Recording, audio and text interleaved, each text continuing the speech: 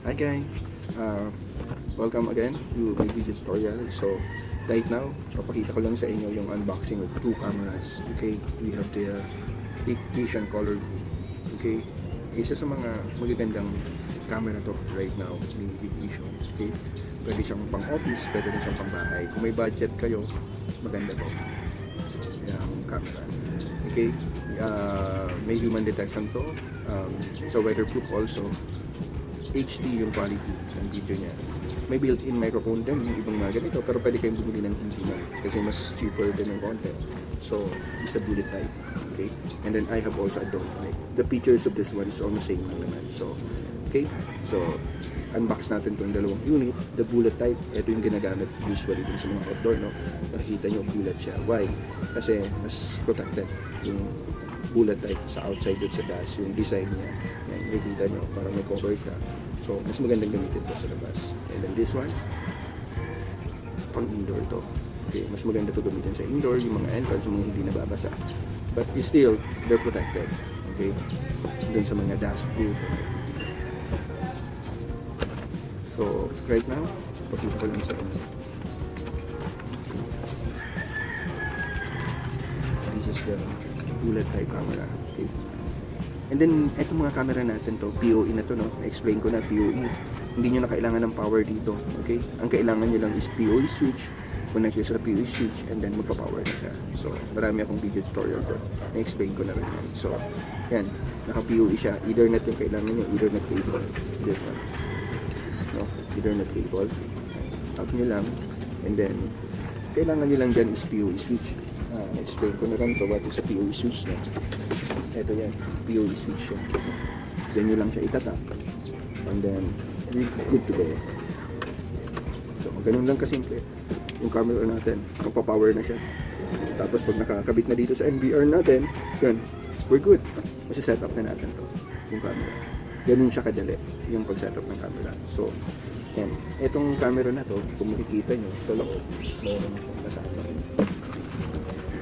Connector, okay? Kakabit natin yung connector here inside. Para pag sinet up nyo sa labas, no, yung camera, pwede kasing dumaan yung tubig dito. Ang tendency niya, dumaan dito yung tubig, anong mangyayari? Magkokorod to. Kung yan, magkokorod yan, anong mangyayari nga? Mag-i-intermittent yung connectivity nyo. So, with the use of this one, pag mga mag-i-install kayo sa labas, pwede nyo ikabit to. So, madali lang naman siya ikabit, no? Napaka-easy lang yung connectivity na itong device natin. Okay? So, makikita nyo may parang ano dito, tatanggalin nyo lang yan.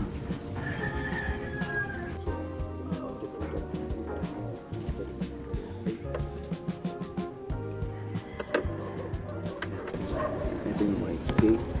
Ito yung cable niya. So, yung application niya, ito gamitin natin. Okay. Nalagay nyo lang siya dito, no? Eto, pasok nyo lang. Tapos lagay nyo siya dito. Ganyan lang siya. Tapos eto, pasok nyo siya dito.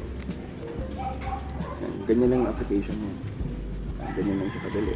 Tapos yan, i-unlock nyo na siya.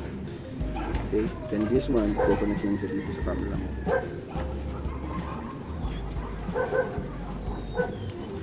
Okay? Then ipupush mo lang yan. Push, then twist, then malalak na siya. Ganun lang siya, no? But kailangan niya, no? Gaganon niyo siya para mahigpit, no? Yan. Ang mag-lock siya. Dapat na i-lock niyo yan. And then this one also. Hanggang dito sa dulo. Okay? Ganun yung naging application niya. Guys, ganun lang siya kasimple. Protected na yung camera niya, no? Pwede siya sa tapos outside. Okay? So, this is the, ano yan, maganda to, may HD quality to. Maganda ang performance ng camera na to. So, yan. Later, i-discuss ko siguro yung camera.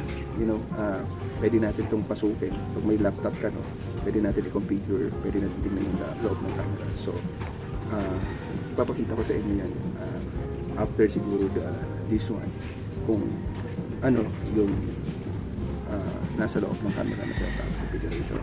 But for now, hindi nyo kasi kailangan na yun. Okay? especially kung wala naman kayong laptop, hindi nyo na kailangan pasukin to. Basta panoorin nyo lang yung complete setup ng CCTV, mag-guide kayo. Mako-configure nyo na kaagad to kahit wala kayong laptop, kahit hindi nyo pinasok yung configuration. Yung configuration na to, ituturo ko lang doon siguro. Ililink ko na lang dito sa video na to para kung gusto nyo more advanced, pwede nyo panoorin. Okay? But hindi siya naman kailangan para dun sa setup. Okay, dun sa mga technical lang na gusto nilang malaman, paano ko i-access yung camera? Paano kung isang camera lang ang gusto kong i-set up? Okay, posible ba siya? So, there is a way na eto lang, kahit isang camera lang ito, pwede ko tumatakbo, right? With using the application and then connecting it to the internet. Yeah, pwede yun. Yung mga ganong setup. So, right now, since marami to, diba, mga 4, 5, panoorin nyo lang yung video ko na complete setup ng CCTV. Almost same lang yan, okay? I-unbox na rin natin yung DOM type. This is the DOM type, no? Unbox natin. Okay. Yan, meron tayo ditong mga ito yung manual. But right now, kung makikita nyo, nandiyan yung user guide, nandiyan yung manual, and then usually yung user manual, no? User manual and user guide. Yeah. Scan nyo lang yan ng phone nyo. Then, nandun na lahat naman ng settings, okay?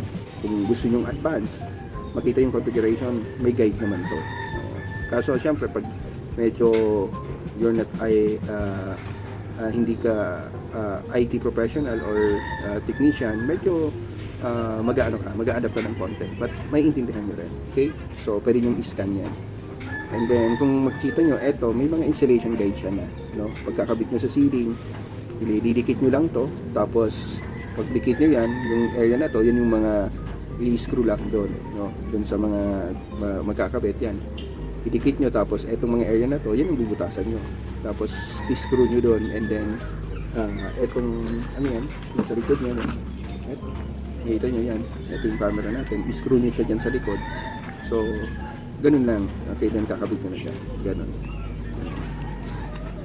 So, ganyan lang siya kadali. So, ito yung camera na DOM type, no?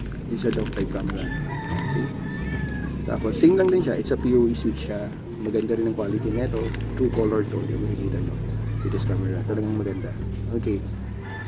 Dun sa makikita nyo siguro yung output dun sa video o sa complete setup ko ng video ng CCTV. So, yan, eto naka PoE din siya. Yan, kung may audio ka, pwede mong record yung audio din.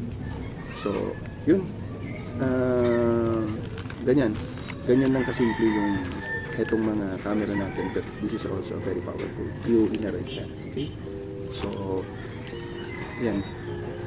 Nandito naman yung mga user guide nyo. Pwede nyo i-scan yan para makita yung model, information about the camera. Yan. So, for now, hanggang dito muna tayo. Panoorin nyo yung complete CCTV setup ko. Mas malaking kaalaman kung paano ma-set up yung buong CCTV kahit wala kang laptop. Okay? Thank you guys!